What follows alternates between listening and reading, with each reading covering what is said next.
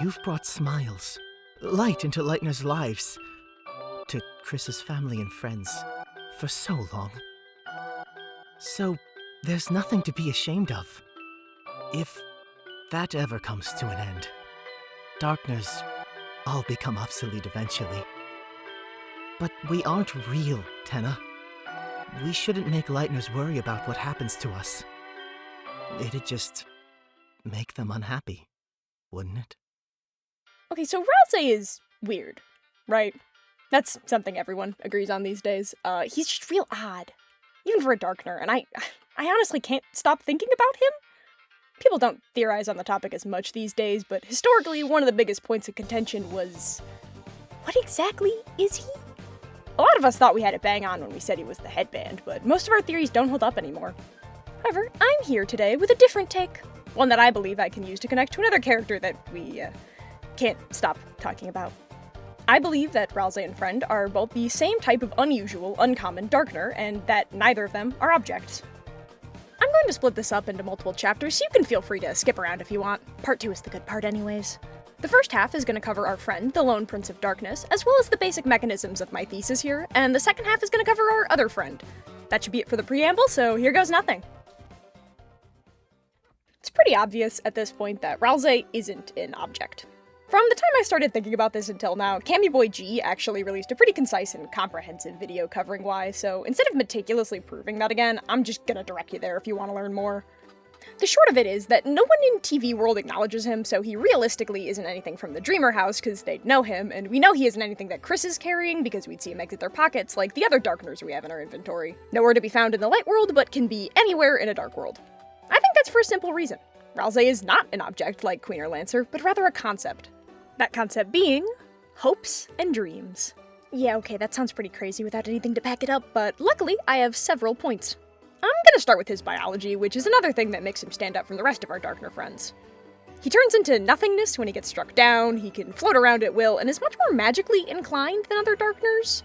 While Darkners like King clearly possess and use magic, it's much more like beating you to death with his bare hands than casting spells, unlike Mr. Pixie Dust over here.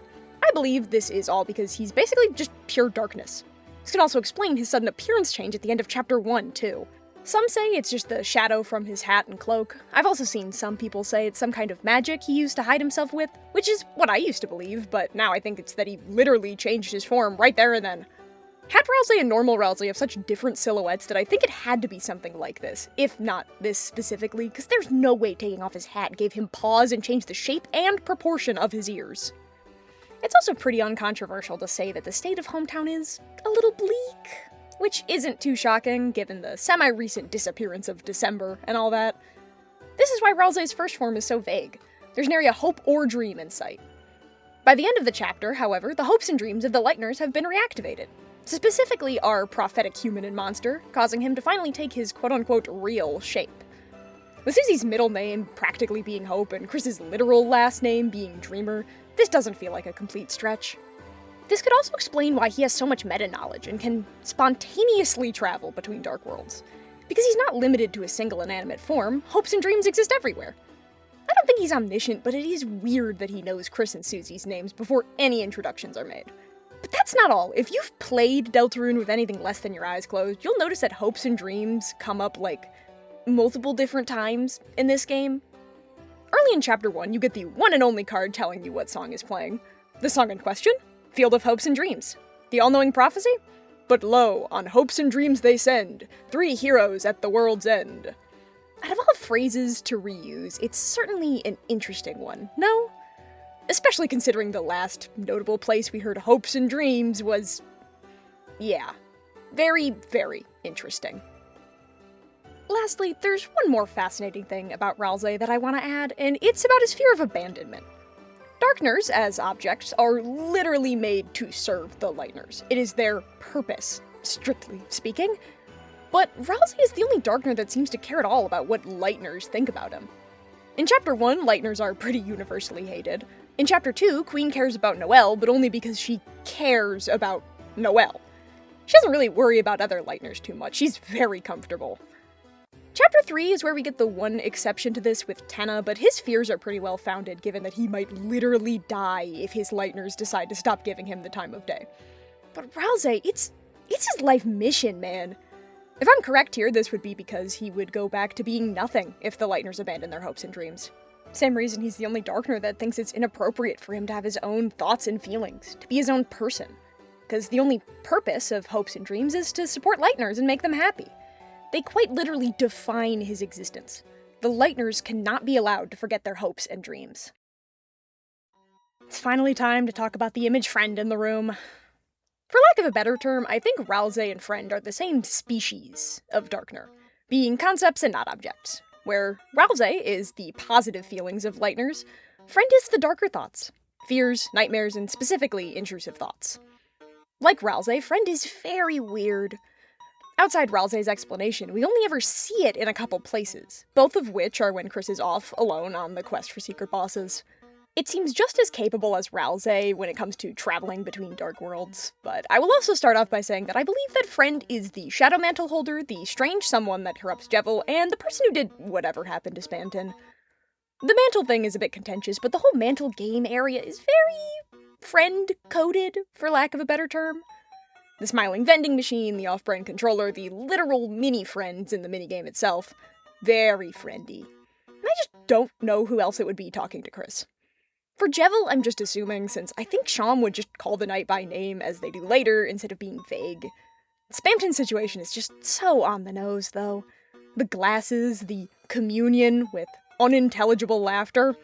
Who else laughs unintelligibly? What Friend does is confirm your worst, most dark thoughts and then gives you the power to act on that fear through the shadow crystals. Nothing in life matters? Of course not, this is all just a game. When your HP drops to 0, you lose. You want to be a big shot? Then be one. You don't need Mike, you don't need anyone. You're worried you want to hurt your friends? Of course you do, you're just waiting for the chance. That's what Friend is. It's the friend inside your head that leads you down harmful thought patterns. That's why it's everywhere. Like how Ralsei represents the hope of the world, Friend is the dread, always waiting just out of view in the corner of your eye. Another reason I feel so confident on this interpretation is that it aligns with the reading of Kris having OCD, which is very special to me as someone who also struggles from these kinds of intrusive thoughts. This is another time where I'll direct you to another nice and neat video, being Kris Dreemurr and OCD representation in Deltarune, because it is perfect in my eyes. But this is why Kris would be the target of Friend in these dark worlds, because Friend would be the manifestation of these thoughts and feelings. It's getting power from Kris. There's one final thing I just can't ignore, however. It's 2026. The second half of Deltarune is on the horizon after most of a decade of patience. And I can't believe I'm saying this, but Woody Theory might hold some kind of weight.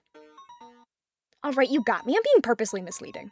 It's not Woody Theory itself I want to end this with, really, but it's the song that spawned it.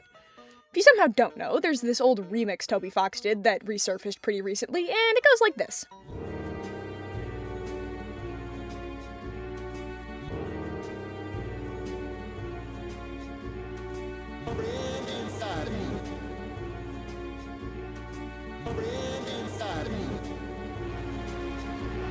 The most common interpretation of this I've seen and how it can relate to Deltarune is about the soul, the friend inside Kris.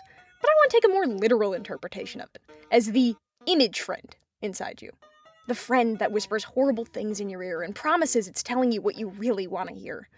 The friend that, like Ralsei, is always with you in the dark. It's too late. It's already been here the whole time. If you managed to get through this, then I'm very grateful. If you have any supporting or conflicting evidence, or really any thoughts you'd like to share, I'd be very happy if you'd comment them so I can read them. Or maybe send this to a friend you're engaging in the Deltarune brain rot with. I've linked both the videos I've mentioned here, and I highly encourage you to watch them. They're great and super interesting. Special thank you to my bro YapixVA for providing the dub at the beginning of this video for me. He's a real one, and you should give him a follow on whatever platform is convenient. There's a ton more I wanted to talk about here, like how weird the night is, the significance of Kris having OCD, and I could really spend hours talking about Hat Ralsei, but I didn't want this to end up being 5 hours long. Plus, this is one of the only videos of Friend that doesn't name drop Gaster anywhere, and he's definitely involved, somehow. But again, 5 hours long. No thank you. Don't want that. I've had this theory in my mind for about a year now, but the day after I finished scripting, Formless Night, all one word, spelled Night, made a post saying something very similar about Ralsei, and that was the first post I've seen that even got close to anything that I've talked about here. So I thought I should give her a shout too. I can't wait until Chapter 5 starts with Ralsei looking Kris in the eyes and saying, "Remember that headband you used to wear? That's me!" But that's really all I have to say for today. Have fun, stay safe, and always bet on Deltarune tomorrow.